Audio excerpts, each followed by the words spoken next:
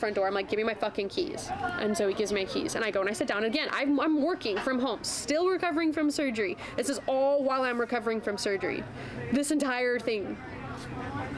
And so he comes back, gives me my fucking keys, and he's trying to have a conversation with me when I'm trying to work. And I was like, I don't want to fucking talk to you. Like, I'm done. Like, I can't do this anymore. You had promised me that you would try to make an effort. And I had explained earlier that day, like, why I was acting the way I did, why I didn't want to give him the affection, because apparently he seemed to have forgotten, because if it doesn't fit Chris's narrative, then it doesn't fucking fit into his mind at all. You know, he just forgets shit. If it doesn't work for him, it doesn't matter. So he doesn't need to remember it. And so after I'd re-explained everything, why I felt the way that I did, he basically is like, oh, okay, I'll try better. And then comes into the house after giving my car keys and is screaming at me, like literally inches in my face. So I have to call my friend Brian. And Brian shows up with 3 other people and has to keep him out of the house. And so he goes and he sits in my garage. Sits in my fucking garage. And in the entire time, Brian offers to take him home, offers to get him an Uber, offers to take him home in his own work truck, right? To take time out of his work, because Brian is there while he's still working. Offers to take him home, offers to get him an Uber home, offers to find somebody else to take him home, and he denies all of it. And he goes, if Makenzie doesn't take me home, I'm not going home. And so he's like, take me home. And I was like, I'm not taking you home. I'm fucking working right now. He's like, take me home. I'm fucking working right now. Take me home. I'm fucking working. I will take you home after I'm off. At this point, I'm shaken up. I'm terrified. Brian's still there. Stays there, by the way, until I get off at 5, which I then get in the car and I tell him, right, I walk into the garage and I'm like, I'm done. And he goes, so we're done? Yeah, we're done. I'm done. And he was like, so what does that mean? That means I'm taking you home, get in my car, I'm driving you home, and that's it. We can set up a time where you can come pick up your stuff, and I'm done. And he's like, see, you're always the first to leave. Again, I never left. This is the first time that I left him. And he was always the first one to try to leave, actually. Called me a whore, called me a slut, called me a bitch, accused me of cheating, said I was going to cheat with somebody, accused me of cheating with another one of his friends just because I was nice and I was talking about cars. So at this point, I was like, I don't even give a fuck. So I'm driving him home, and as I'm driving him home, he's like threatening to open up the doors, yelling at me, saying, see, you always give up. All women are the fucking same. You all do the same shit, blah, blah, blah, blah, blah, blah, blah. And the entire time, I'm terrified. Like, it's never ending. It's never fucking ending. And so it was like 2 or 3 times he threatened to throw himself out of the car. We're going like 40 miles an hour, by the way. Like 40 miles an hour in the middle of the desert. And I was like, knock it the fuck off. So I did like child lock him in, which is fucking ridiculous. And then we finally get to his house, and I am dropping him off in his driveway, and he's like, before we get there, he's in tears, which it's funny now to me, but at the time it wasn't funny. He was in tears, and he goes, can you take me to the gas station at least and get me wraps so I can smoke when I get home? Tobacco. He wants me to go get Swishers so he can use the tobacco, take the tobacco out and use the paper to roll up a joint. And I was like, sure, man, like, this is my final, like, whatever, of me helping you. Sure, I'll go in there, I'll buy you 2 packs, and then you go home, whatever. Do that, take him home. And when he gets to the house, he starts walking off towards the desert, because his house is like far out there. Starts walking off in the direction of the desert, and I was like, where the fuck are you going? And he's like, I'm gonna go live in the desert, I'm gonna go die in the desert, I'm not gonna fucking talk to anybody, I'm just gonna disappear because nobody loves me, you don't love me. And I was like, if you don't go the fuck home right now, I'm gonna call the cops. And so again, I had to like talk to him for like 30 minutes before he finally went into his own goddamn house. And the next day, he's like, so we're on a break. Like, we hadn't just broken up. Like, we're just taking a break. And I was like, no, we're not on a break. And I was like, he's like, well, do you still love me? And I was like, yeah, I mean, I still love everyone that I've ever been with in my life, right? But it's not the same kind of love. Like, I'm in love with them.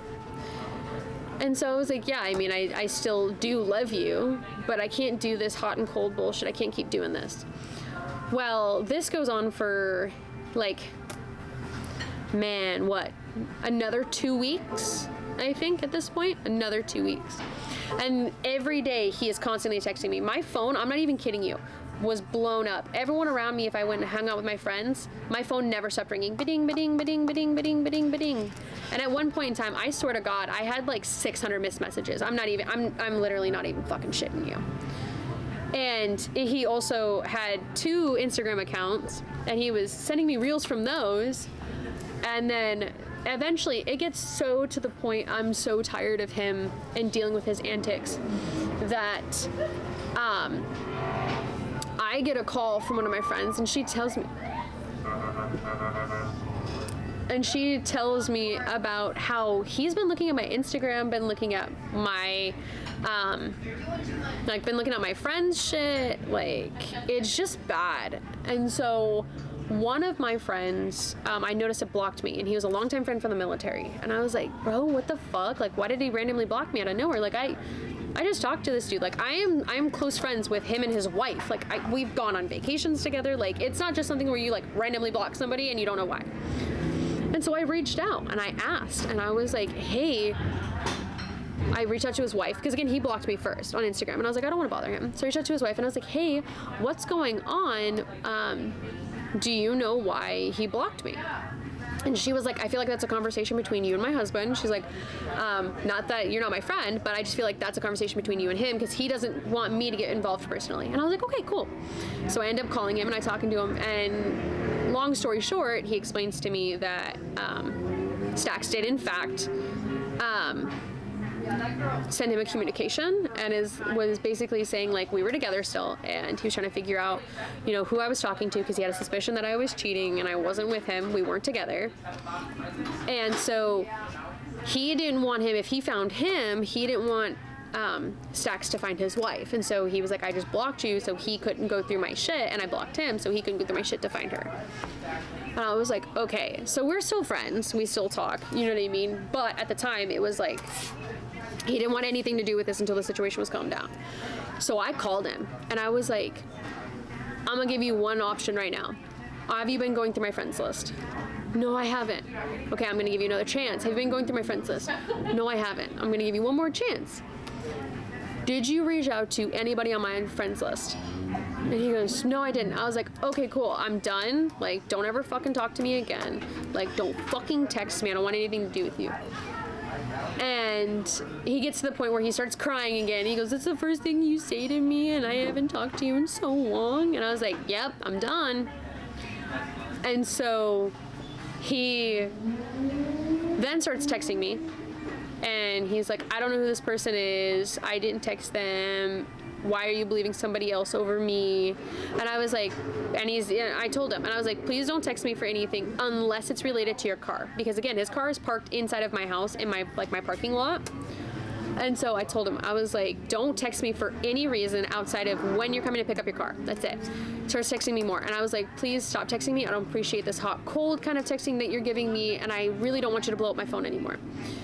And he keeps texting. I was like, I'm gonna give you one more chance. Stop texting me about things not related to your car or I'll block you. And he said, exactly. And I was like, okay, blocked. And so I blocked him. And I call the front office and I tell him, hey, his car is here. I don't want anything to do with his car. If he needs anything with his car, he can come to you. I already told him that his text message, because I said, if you need anything for your car, text the front office, block, I'm done.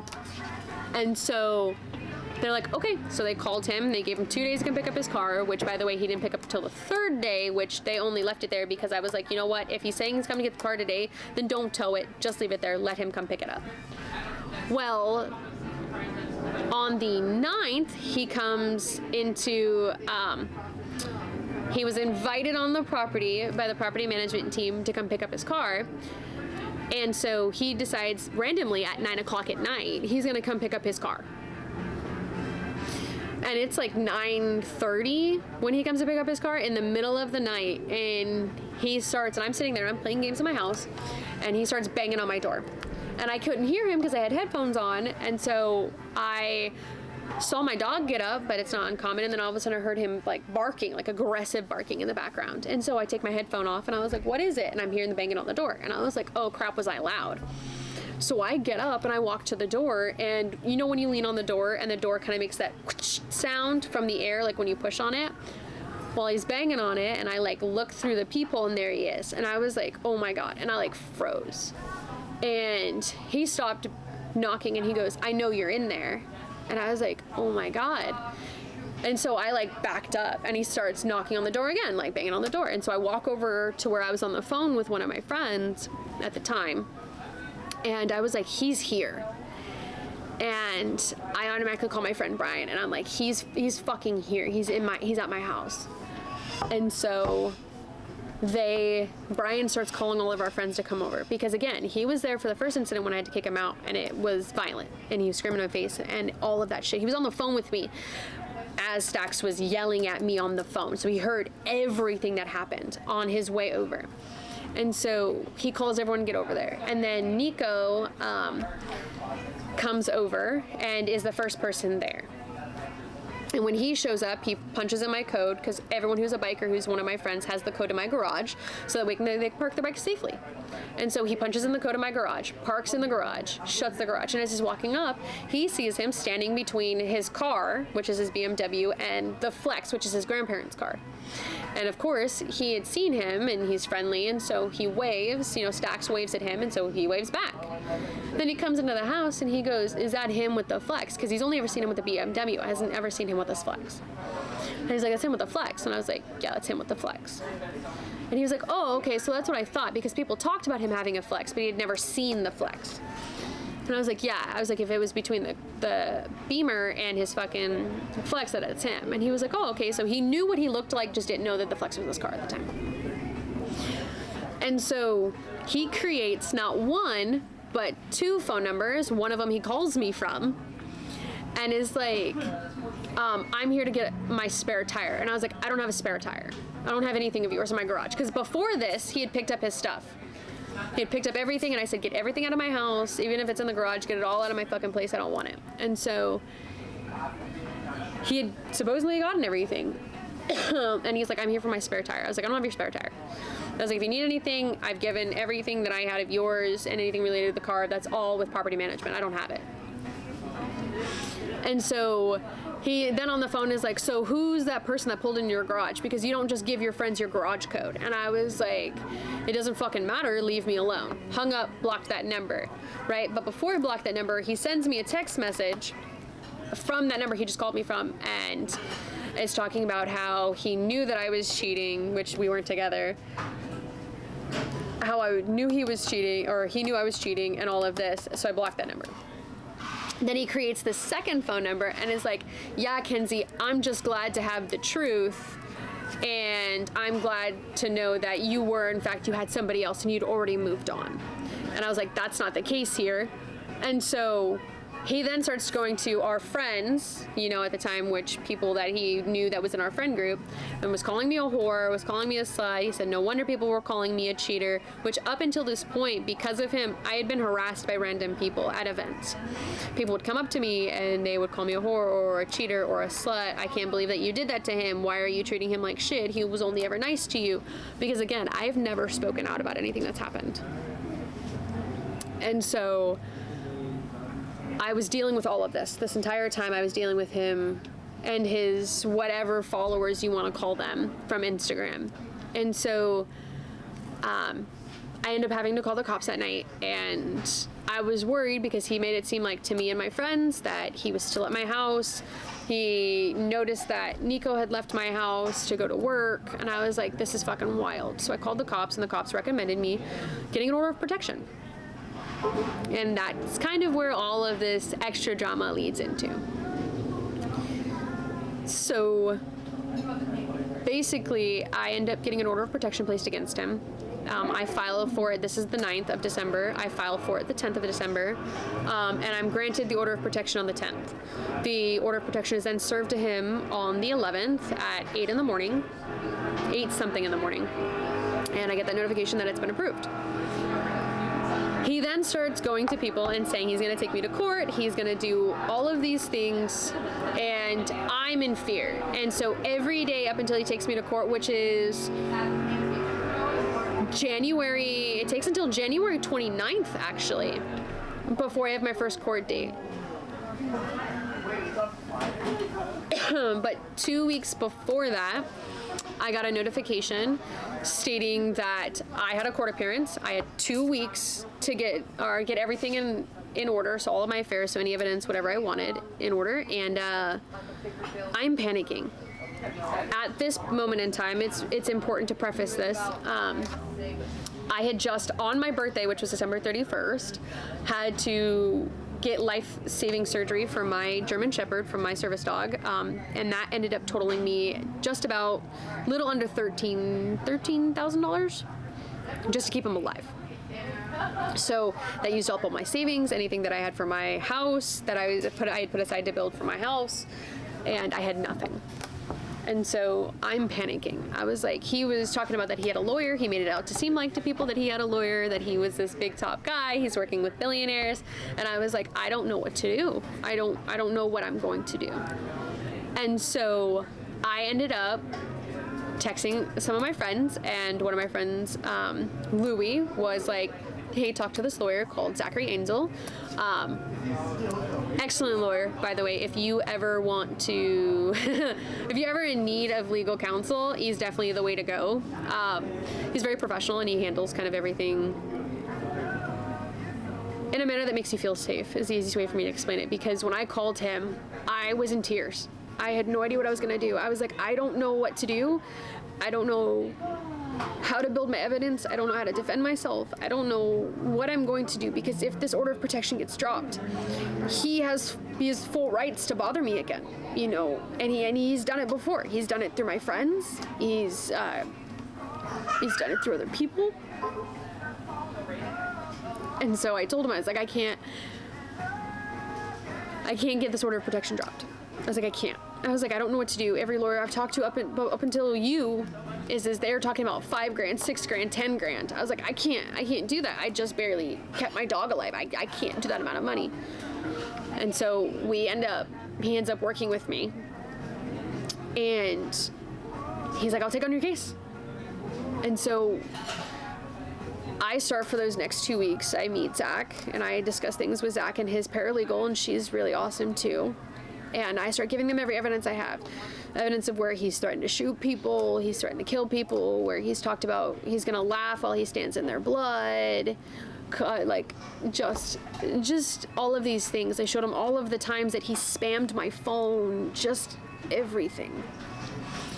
And at the time, this order of protection that I had against him, it's important to explain this. Order of protection against him was only known as a harassment order of protection. There's different classifications, different kinds, for different reasonings with different stipulations. And so all he couldn't do is he couldn't text me, couldn't contact me through anybody or any way, and he couldn't go to my home, my work, or my school. That was it. That was it. For the next 2 years. And it wasn't like a serious restraining order, you can't come within 50 feet or blah, blah, blah, blah, blah. It was so simple.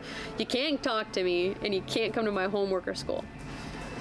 And so, Zach is like, we'll go to court, we'll have everything set up. And so, I get to court, and dealing with the harassment of his followers after this point, right? Dealing with the harassment of his followers since he's gotten the restraining order, or the order of protection. It's the same thing in Arizona. But dealing with harassment of everybody, and he's posting on social media that he's doing it. He's publicly telling people, I'm gonna see you in court, baby girl, and is making snide remarks. I could not prepare myself for seeing him in court. I genuinely couldn't. And I felt like I was suffocating when I saw him again. It wasn't like oh, I know I'm gonna win, because up until that point I felt confident that I was gonna win, and then I saw him and I was terrified. I was like, what if he shows up with a lawyer? What if he tries to screw me over? What if this gets dropped? And I couldn't breathe. It was to the point where, so the reason I had surgery is I have a heart condition. And I had to go into the court and explain all of these things to the judge, same judge who issued the order of protection to me. And I went before the same judge, and I explained to him, examined me. My attorney talked to me, Zach Ainzel, and then he was allowed to cross-examine me. He was allowed to speak to me. And that was the most gut-wrenching thing and the hardest thing for me to deal with, because he was asking me questions like he was trying to catch me in a lie. Well, how did they see me there if I was standing at your house? How did they know it was me? Well, because they could see you. You know what I mean? Like, you have a fucking windshield. You can see through a windshield. You can't have a blacked out windshield in Arizona. It's fucking illegal. And so he was asking me all these questions, and the stress got so much for me that I ended up passing out in the courtroom. Like, I passed out in the courthouse. And my condition causes that because I can't fluctuate the same as other people. And so I went before the judge, and the judge wouldn't allow us to continue, so we had to extend for a second day. And so that was the next week on Thursday again. And again, I have to go back into that courtroom, and I have to see him again, and I have to interact with him again all over again. And again, I thought, I know we're gonna win. I know this is gonna stay in place, but all of that goes out the window, and you don't realize how much someone truly affects you until you feel it. You could think, I am this person, I'm this strong person, I'm gonna be okay. I've been in situations worse than this. And I've been in combat. I'm a combat medic. I've been in Germany, I've been in Poland. I've been literally snatched off the streets. And I haven't felt as much fear as I have felt when I was around him. Just literally feet away from him in the courtroom. And long story short, with the courtroom, I won. And the judge said to his face, and in legal terms, when he says, I don't deem you to be a credible source, that means he doesn't believe you.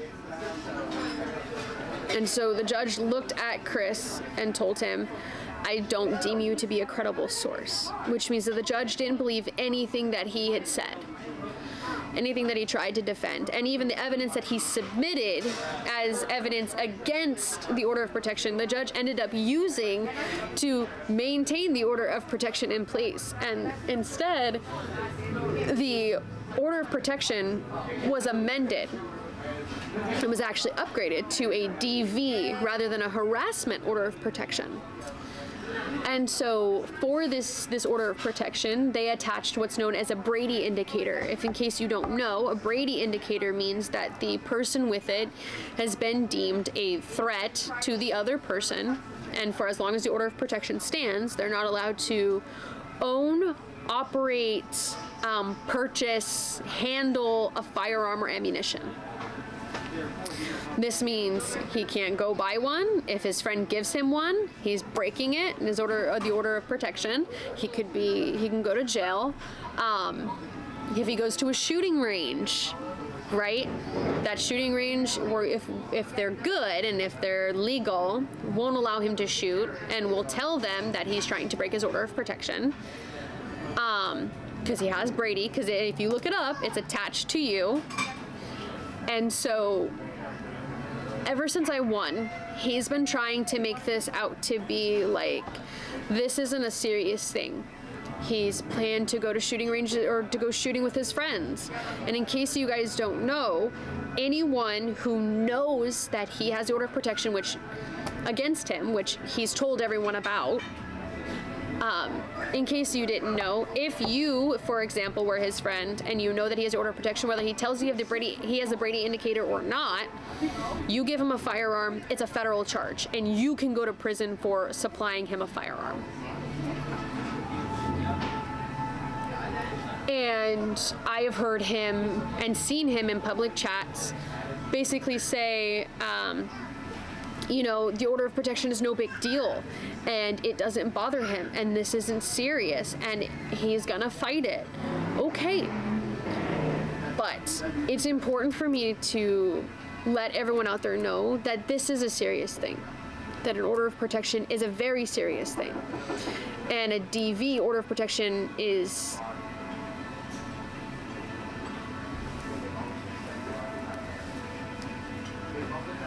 it's important for you to know that he can't just brush it aside.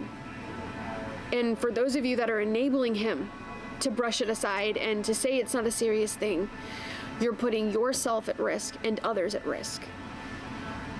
You cannot supply him a firearm.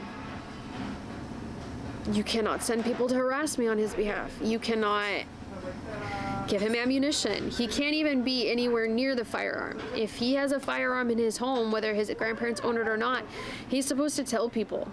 He's supposed to tell the authorities. I don't joke around when I say he's unpredictable, and I don't trust him. He's dangerous, and he's scary, and he thinks everything's a joke. He takes my life and my safety. It means nothing to him. And so for those of you who are his friends, that's fine, stay his friends, but protect yourself. Don't offer to take him shooting. Don't even allow him.